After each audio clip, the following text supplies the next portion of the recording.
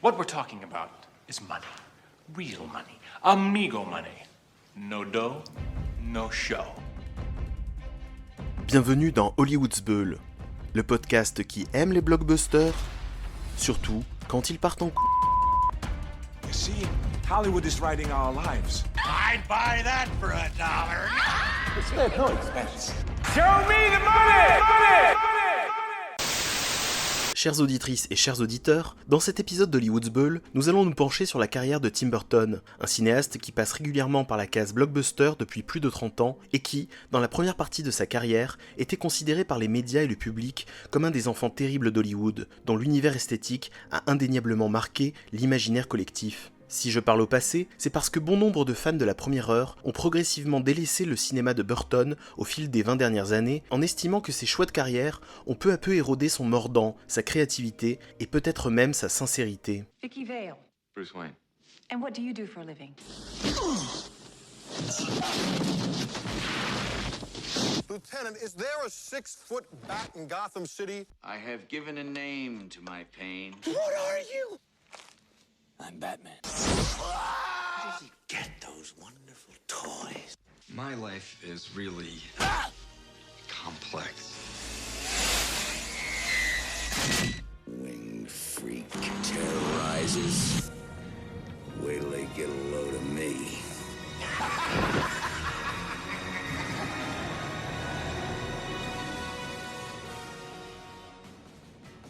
Esprit solitaire et créatif, Tim Burton passe son enfance plongé dans ses dessins joyeusement macabres et les séries B horrifiques diffusées en troisième partie de soirée à la télévision. Dans le calendrier, il trouve deux occasions de se sociabiliser et de mettre sa créativité au service de la communauté, Halloween et Noël, où il décore les vitrines des commerçants de Burbank d'un bestiaire préfigurant déjà celui de l'étrange Noël de Monsieur Jack. Un talent pour le dessin qui lui permettra d'intégrer Cal Arts, l'école d'art créée par Walt Disney afin de former de nouvelles générations d'animateurs pour son studio. Dans la suite logique de ses études, Burton travaille sur Rox et Rookie et Taram et le chaudron magique, mais s'épanouit davantage dans ses projets personnels, les courts-métrages Vincent et Frankenweenie.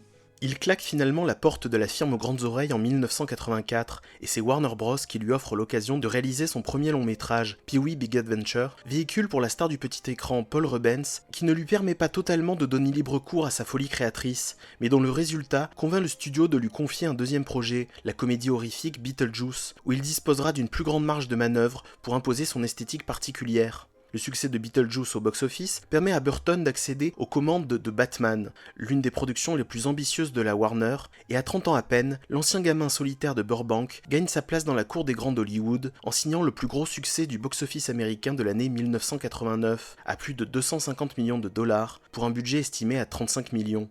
My fellow Americans, this is a momentous occasion. It is profoundly moving to know there is intelligent life out there. Alien life.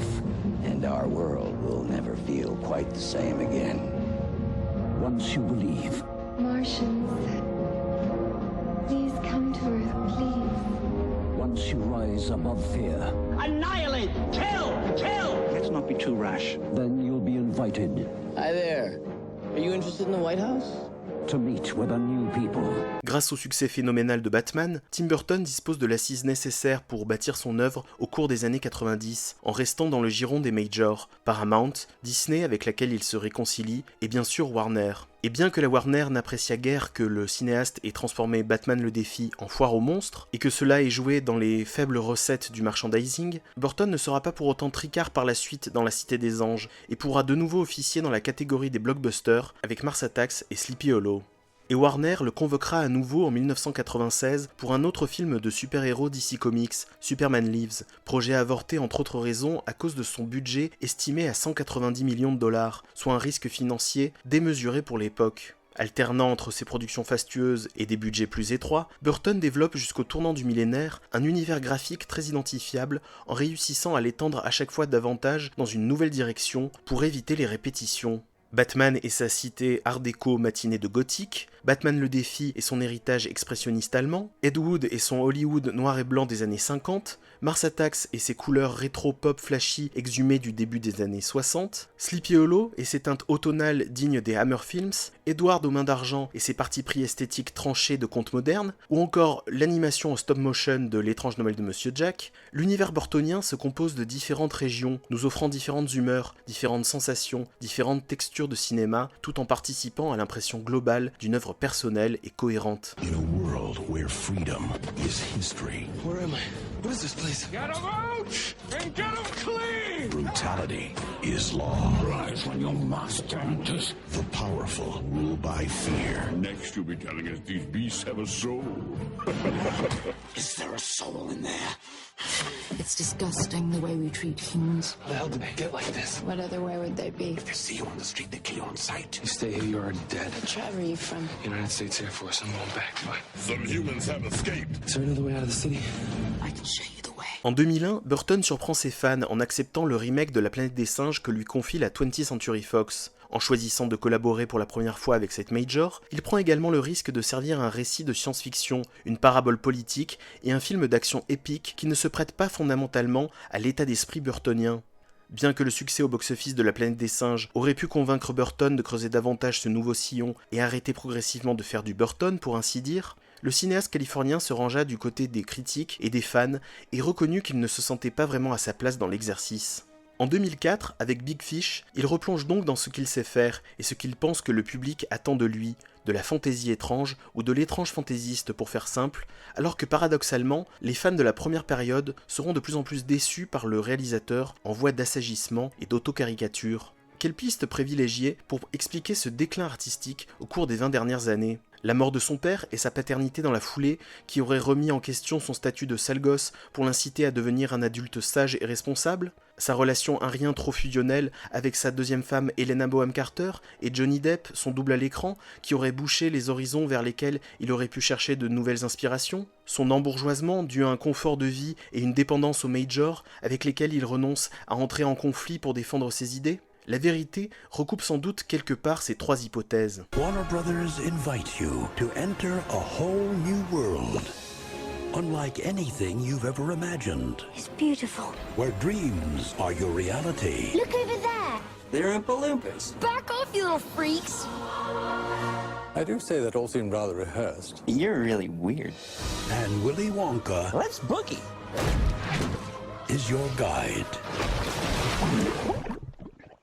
Ce serait aller bien vite en besogne que de résumer la deuxième partie de carrière de Burton à un simple travail cosmétique appliqué avec détachement sur les commandes des studios. Il est certes appelé pour burtoniser Charlie et la chocolaterie, Alice au pays des merveilles et Dumbo, comme un exécutant dont on attend un savoir-faire et dont on refuse l'ego encombrant d'artiste. Mais en ce qui concerne Sweeney Todd ou Dark Shadows, il s'agit d'envies venant du cinéaste lui-même, de projets lui tenant à cœur qu'il a dû défendre auprès des producteurs pour qu'ils se concrétisent.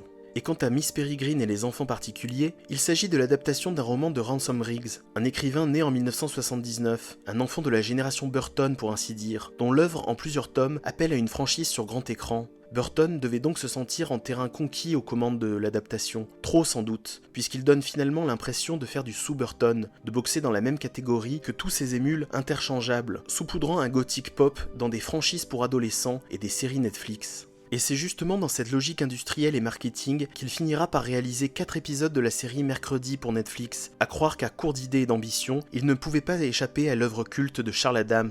On peut dès lors comprendre que certains spectateurs lassés en viennent à se demander si Burton n'était pas devenu réalisateur par un jeu de circonstances et qu'il serait plus juste aujourd'hui de le considérer comme un directeur artistique, un styliste habillant les films de ses idées visuelles et qu'il pourrait tout aussi bien le faire avec d'autres produits, d'autres objets et d'autres médias tels que le labyrinthe immersif installé cet été au parc de la Villette. Because our abilities don't fit in the outside world.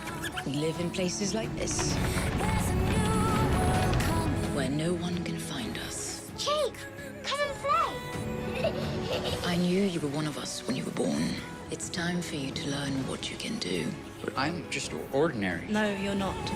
You were born to protect us. Promise me one thing.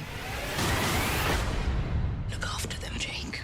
I promise. Difficile de croire que le talent de Tim Burton est simplement cosmétique, sinon comment expliquer qu'il ait autrefois mérité son titre de cinéaste en nous racontant des trajectoires de personnages émouvantes comme celle de Édouard aux mains d'argent, Ed Wood ou Selina Kyle.